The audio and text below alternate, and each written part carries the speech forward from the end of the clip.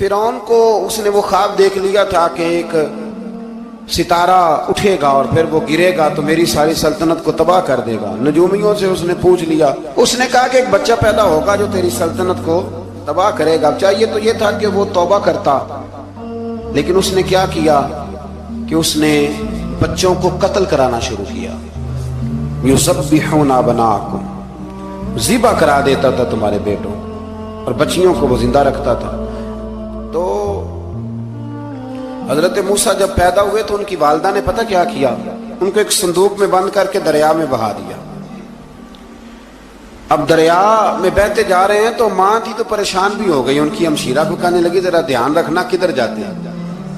حضرت موسیٰ علیہ السلام دریا میں بہتے بہتے نا فرعون نے نا دریا کے کنارے مکان بنایا ہوا تھا۔ آپ کو پتہ ہے بادشاہوں کا ذوق ہوتا ہے، آج کل ہمارے جو حکمران ہیں انہوں نے اس کا نام فارم ہاؤس رکھا ہوا ہے، میرا فارم ہاؤس، اور پرانے زمانے میں لوگ ڈیرا کہتے تھے، تو اس نے بھی اس طرح کا فارم ہاؤس بنایا ہوا تھا۔ وہاں پہ حضرت موسیٰ علیہ السلام تیرتے ہوئے تابوت کے اندر صندوق کے اندر جا رہے ہیں۔ فرعون اور ان کی بیوی حضرت آسیہ بے اولاد تھی، بڑی تڑپ تھی بیٹے کی، وہ بھی وہاں کھڑی تھی۔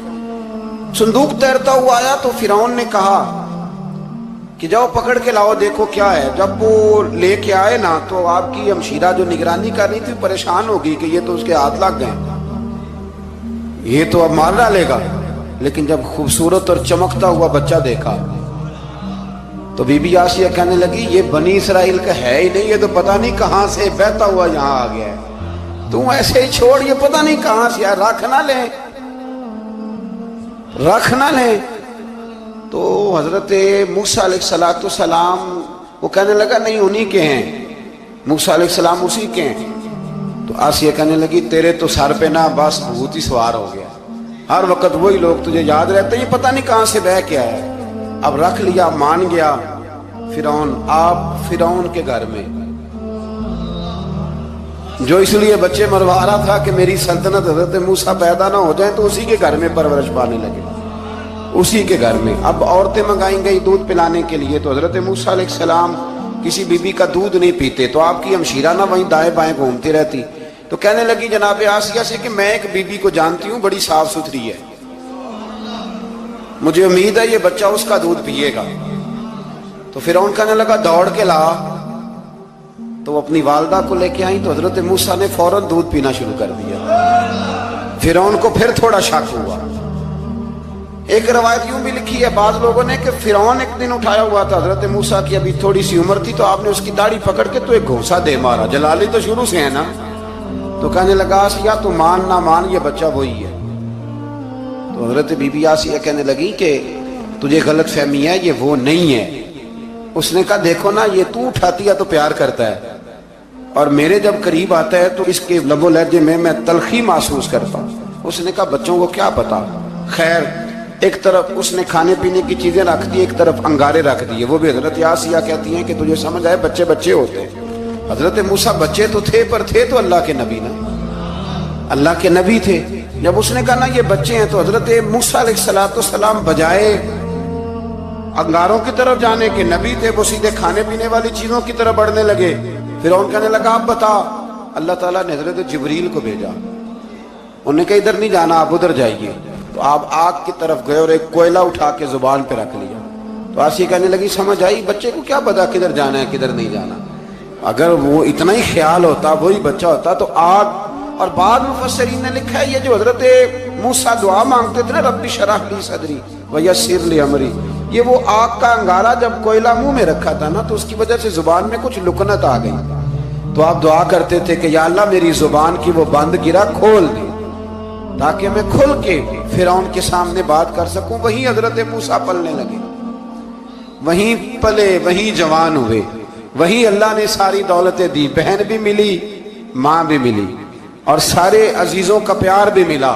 اسی گھر کے اندر اللہ نے پرورش کر کے فرعون کے ظلم سے بنی اسرائیل کو نجات عطا فرمائی۔ کہ موسیٰ بھی فرعون کے گھر میں پلنے لگے، اور جب جوان ہو گئے تو فرعون کے ہاں جو ظلم ہوتا تھا حضرت موسیٰ اس پر بول پڑتے تھے، جلال فرماتے۔ تو فرعون پھر ناراض رہنے لگا، یہاں تک کہ اس نے آپ کو نکال دیا آپ تشریف لے گئے وہاں سے. تو حضرت موسیٰ ایک دن شام کے وقت دوبارہ آئے بستی میں، لوگ سوئے ہوئے تھے. تو دو آدمی، ایک بنی اسرائیل میں سے اور ایک فرعون کی اپنی قوم میں سے، وہ دونوں آپس میں جھگڑ رہے تھے. لیکن وہ جو حضرت موسیٰ کی بنی اسرائیل کی قوم کا شخص تھا، اس پر وہ قبطی، وہ جو فرعون کے قریبی لوگوں میں سے تھا، وہ ظلم کر رہا تھا اور بوجھ اٹھانے کی بات کر رہا تھا. اب اس نے حضرت موسیٰ کو پکارا کہ یہ دیکھے میرے ساتھ کس طرح کی بات کر رہا ہے. تو حضرت موسیٰ کا ارادہ بھی نہیں تھا، آپ نے بس اس کو سمجھایا. پر کچھ لوگوں کو سمجھ، تو حضرت موسیٰ نے پھر ایک مکہ مارا، ایک گھونسا مارا، صرف ایک ہی. یہ کئی تگڑے اور دلیر اس طرح کے بھی ہوتے ہیں کہ گھونسا ایک بھی برداشت نہیں کرتے. وہ ایک مارا، آدمی دھڑام سے زمین پہ گرا اور ماری گیا. حضرت موسیٰ کا ارادہ نہیں تھا لیکن وہ مر گیا. حضرت موسیٰ علیہ السلام نے اس بات پر اپنے رب سے استغفار بھی فرمائی. قرآن کہتا ہے کہ انہوں نے معافی چاہی کہ اللہ میرا ارادہ نہیں تھا. بہرحال اگلے دن نا حضرت موسیٰ دوبارہ آئے. وہ سنا کرتے تھے نا ہم کہ بیوقوف دوست سے عقل مند دشمن بہتر ہوتا ہے. وہ کم از کم دشمنی تو عقل مندی سے کرتا ہے نا، لیکن جو بیوقوف دوست ہو بیوقوفی. حضرت موسیٰ دوبارہ آئے تو وہ بنی اسرائیلی اگلے دن کسی اور سے جھگڑا کر رہا تھا. پھر اس نے مدد کے لیے پکارا تو حضرت موسیٰ کہنے لگے مجھے لگتا یہ ہے کہ تیری عادت ہے، تو خود بڑا جھگڑالو ہے، تو نے روز نیا جھگڑا شروع کیا ہوتا ہے. حضرت موسیٰ جب اس کی طرف بڑے نہ ڈانٹنے کے لیے تو اس نے شور کرنا شروع کر دیا. کہنے لگتا ہے جس طرح آپ نے اسے کل قتل کیا تھا مجھے بھی قتل ہی کریں گے. یہ انسانوں کا مزاج ہے کہ آپ جب تک کسی کے طبیعت کے مطابق چلیں گے وہ راضی رہتا ہے، اور ذرا آپ اس کی طبیعت سے ہٹتے ہیں تو وہ شور کرتا ہے. اس نے کہا جی آپ مجھے بھی لگتا ہے ماریں گے. حضرت موسیٰ کلیم اللہ علی نبینا علیہ السلام کے بارے میں جب اس نے شور کیا تو بات پھر فرعون کے دربار تک گئی. وہ تو پہلے ہی بہانہ تلاش کر رہا تھا. اس نے کہا ڈھونڈو پکڑو اور معاذ اللہ شہید کریں گے. کسی نے آ کے خبر دی کہ آپ جہاں سے ہجرت کر جائیں، اس لیے کہ آپ کے لیے یہاں حالات درست. اور بھائی یہ چھوڑ دیا کریں بات کہ فلاں آدمی کے حق میں فلاں جگہ حالات کیسے خراب ہوئے، تو نبی کریم علیہ السلام مکہ چھوڑ کے کیوں آئے؟ حضرت موسیٰ علیہ السلام نے ہجرت کیوں فرمائی؟ یہ ایک ایسی عجیب بحث ہے جس کو لوگ بلا وجہ چھوڑ دیتے، بلا وجہ چھیڑ دیتے. اور بالخصوص ایک خاتون نے ایک دفعہ مجھے پیغام دیا تو میں بڑی اس کی بات سن کے مجھے عجیب لگا. وہ کہنے لگی کہ دوسری جگہ میری شادی ہوئی ہے، مجھے طلاق ہو گئی تھی، تو مجھے ایک تانا روز سننے کو ملتا ہے تو اتنی اچھی ہوتی تو وہاں نہ رہ لیتی. تو بھئی یہ کوئی تانے والی بات ہے؟ کوئی ضروری ہے کہ بیوی غلط ہوتی ہے تو طلاق ہوتی ہے؟ اللہ کے محبوب علیہ السلام کی دو صاحبزادیوں کو ابو لہب کے دو بیٹوں نے طلاق بھیج دی تھی. کس کی غلطی تھی؟ تو آپ کیا کہہ سکتے ہیں یہاں کیوں طلاق؟ تو اتنی جلدی بات تھوڑی کر دیں گے آپ، تھوڑی احتیاط فرمائیں بولنے. تو حضرت موسیٰ علیہ السلام وہاں سے نکلے اور آپ مدین کی طرف چلے گئے. مدین وہ علاقہ تھا جہاں فرعون کی حکومت کوئی نہیں تھی. حضرت موسیٰ جیسے ہی وہاں پہنچے تو ان کے اندر ایک جذبہ تھا، ظلم ہوتا نہیں دیکھ سکتے. جب وہاں پہنچے تو انہوں نے دیکھا لوگ اپنے اپنے جانوروں کو گھاٹ پہ پانی پلا رہے ہیں اور دو خواتین ہیں وہ بالکل پیچھے کھڑی ہیں. تو حضرت موسیٰ کلیم آگے بڑھ کے کہنے لگے تم کیوں نہیں پانی پلاتی؟ تو وہ کہنے لگی ہمارا بھائی کوئی نہیں، باپ ہمارا بوڑھا ہے. اللہ اکبر. مجبوری یہ ہے، ہم ہیں بھی پردہ دار گھرانے کی، مجبوری ہماری یہ ہے کہ جب تک یہ سارے لوگ پانی پلا نہیں لیں گے اتنی دیر تک ہماری باری نہیں آئے گی. تو حضرت موسیٰ کلیم اللہ علیہ السلام فرمانے لگے اچھا یہ بات ہے تو جانور مجھے دو. وہ ہو یہ رہا تھا کہ چونکہ مرد پانی پلا رہے تھے اور جتنے بھی مرد آتے جاتے تھے وہ گھستے جاتے تھے اور عورتیں بیچاری کھڑی تھیں. حضرت موسیٰ جھٹ سے آگے بڑھے، پیچھے ہٹو.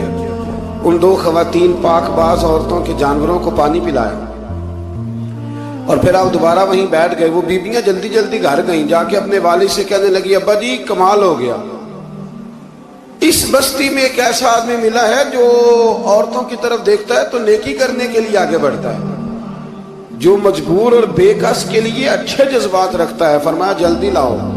کچھ مفسرین اور طرف بھی گئے ہیں، لیکن جمہور نے لکھا ہے کہ وہ حضرت شعیب علیہ السلام تھے۔ حضرت شعیب نے گھر بلایا، اپنی ایک بیٹی کو بھیجا، فرمایا بیٹے بلا کے لاؤ۔ وہ جب گھر آئے تو آپ فرمانے لگے آپ میرے ساتھ اجرت طے کر لیں، 8 سال یا 10 سال آپ میری بکریوں کو چرائیں، میرے گھر میں رہیں۔ اور پھر فوراً ہی فرمانے لگے اگر آپ ہمارے گھر میں رہیں گے، دیکھ بھال کریں گے، تو میں اپنی ایک بیٹی کا نکاح بھی آپ کے ساتھ کر دوں۔ تو 8 سے 10 سال حضرت موسیٰ نے وہاں قیام فرمایا۔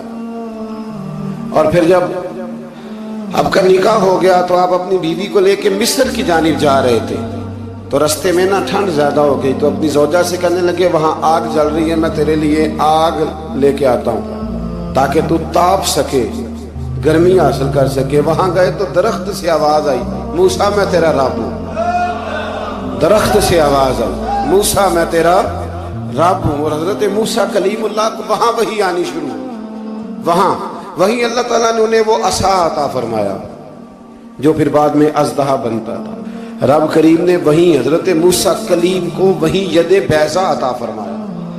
اپنا ہاتھ گریبان میں ڈال کے نکالتے تھے تو چاند اور سورج کی طرح روشنی دیا کرتا تھا۔ ید بیضا لیے بیٹھے ہیں اپنی۔ میں کبھی کبھی کہا کرتا ہوں کہ مولا کے دینے کے انداز بڑے انوکھے ہیں۔ بھائی یوسف کو کنویں میں پھینکتے ہیں تو اللہ مصر کا حکمران بنا دیتا۔ تو پھر حضرت موسیٰ وہاں سے واپس آئے اور آ کر کے آپ نے دوبارہ وہ سارا نظام زندگی شروع فرمایا۔ موسیٰ علیہ السلام نے ان کو دعوت حق دی اور کہا کہ میں تمہارے پاس واضح نشانیاں لایا ہوں، بنی اسرائیل کو میرے ساتھ بھیج دو۔ فرعون نے معجزات پیش کرنے کے لیے کہا تو حضرت موسیٰ علیہ السلام نے اپنا عصا زمین پہ ڈالا، اپنا عصا، اپنی چھڑی، اپنا ڈنڈا زمین پہ ڈالا تو وہ ایک واضح اژدہا بن گیا۔ پھر حضرت سیدنا موسیٰ علیہ السلام نے اپنا ہاتھ گریبان سے نکالا تو وہ دیکھنے والوں کے لیے روشن ہو گیا، ہاتھ کے اندر نور پیدا ہو گیا۔ ید بیضا لیے بیٹھے ہیں اپنی آستینوں میں۔ فرعون کے سرداروں نے حق کو قبول کرنے کی بجائے اسے جادو قرار دے دیا اور کہا کہ یہ تمہیں اپنے ملک سے نکالنا چاہتا ہے۔ انہوں نے کہا اس معاملے کو ذرا ڈھیل دو اور جادوگروں کو جمع کرو۔ جادوگر آئے، انہوں نے فرعون سے کہا کہ ہم حضرت موسیٰ کے مقابلے میں جادو تو دکھائیں گے معاذ اللہ، لیکن اگر ہم غالب آ گئے تو پھر ہمارا انعام کیا ہوگا؟ سودا پہلے طے کرنا ہے، کیا انعام ملے گا؟ اس نے کہا کہ اگر تم غالب آ گئے تو میں تمہیں اپنا قریبی بنا لوں گا۔ بادشاہوں کا قریبی ہونا بھی تو بڑی بات ہے نا، لوگ بڑے پاپڑ بیلتے ہیں قریبی ہونے کے لیے، اور یہ جو قریبی ہوتے ہیں نا، بالخصوص جو بادشاہوں کے قریبی ہوتے ہیں، بادشاہوں کی تباہی کا سبب بھی یہی لوگ ہی بنتے ہیں۔ یہ ان کو روز خبر دیتے ہیں کہ سب اچھا ہے، سب اچھا ہے، اور دنیا کے زیادہ تر حکمران انہی لوگوں کی وجہ سے تباہ ہوتے ہیں کیونکہ ان کا خود عوام سے رابطہ نہیں رہتا۔ اگر وہ خود عوام کے ساتھ ڈائریکٹ رابطہ کریں تو شاید انہیں اچھی اور صاف ستھری چیزیں سمجھنے کو مل جائیں۔ خیر، جادوگروں نے جب کہا ہمیں کیا لوگے تو اس نے کہا تمہیں قریبی بنا لوں گا۔ جادوگروں نے موسیٰ علیہ السلام سے کہا کہ آپ پہل کریں گے یا ہم پہل کریں؟ تو موسیٰ علیہ السلام نے کہا تم پہل کرو۔ جب جادوگروں نے اپنی رسیاں زمین پہ ڈالی تو لوگوں کی نگاہوں کو سحر زدہ کر دیا، جادو کر دیا اور انہیں ڈروا دیا۔ انہوں نے کہا یہ تو بڑا جادو لے آئے۔ اللہ تعالیٰ نے حضرت موسیٰ علیہ السلام کو حکم دیا کہ آپ بھی اپنا عصا زمین پہ ڈالیں۔ ان کی رسیاں سانپ بن گئی تھی نا، دراصل وہ سانپ بنی نہیں تھی، لوگوں کی آنکھوں پر جادو ہو گیا تھا، انہیں سانپ نظر آ رہا تھا۔ فرمایا آپ بھی اپنا عصا زمین پہ ڈالیں۔ وہ عصا سانپ بنا اور جادوگروں کی ساری چیزوں کو نگل ہی گیا۔ ان کی بہت ساری رسیاں سانپ بنی تھی، ان کا ایک ہی عصا سانپ بنا اور سب کو نگل گیا۔ اس طرح کے معجزے کی حقانیت اور جادوگروں کا بطلان ثابت ہوا اور فرعونی رسوا ہو گئے۔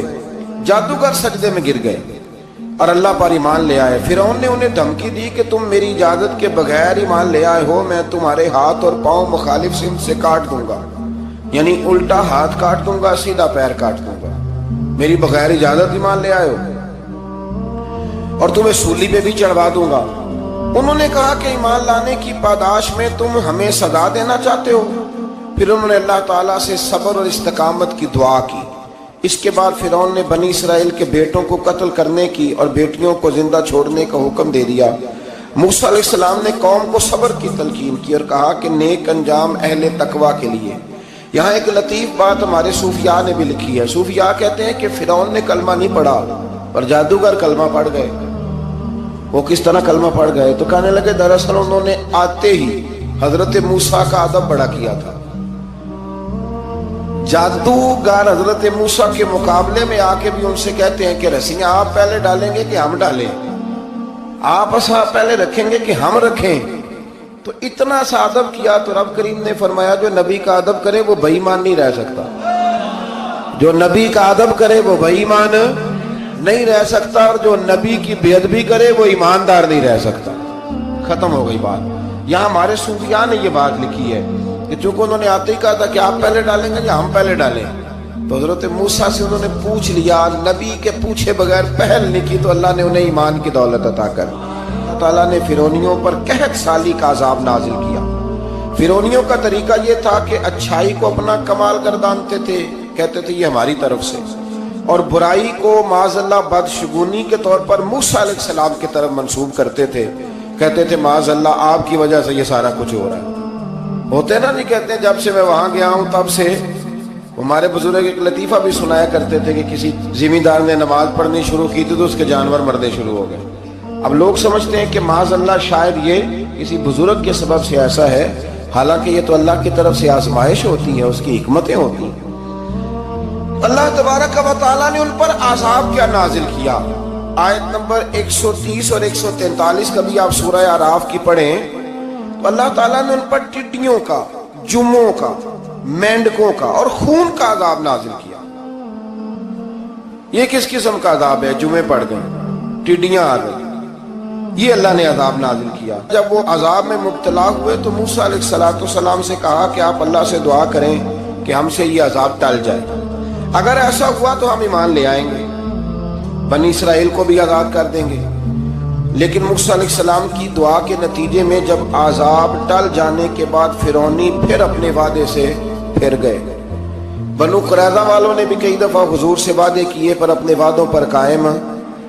ایک بات آپ سے یہاں روک کے عرض کر دوں، ہم بھی کئی دفعہ کہتے ہیں ذرا بریک کبھی گاڑی کی نہیں نہ لگتی تو ہم ارادہ کرتے ہیں کہ آج سے ہی نماز شروع کر دینی ہے۔